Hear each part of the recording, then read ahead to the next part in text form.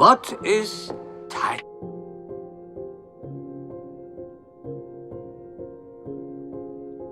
Is time universal? In other words, is there an audible tick-tock throughout the galaxy?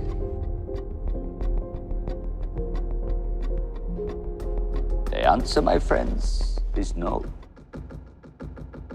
The distinction between the past, present, and future is but a stubborn illusion.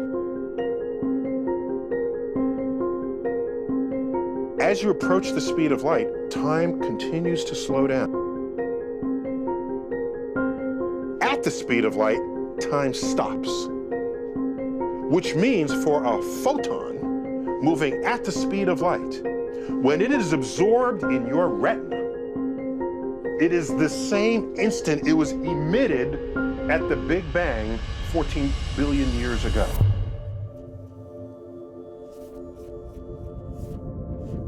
But if you are that photon, it does not experience that time delay.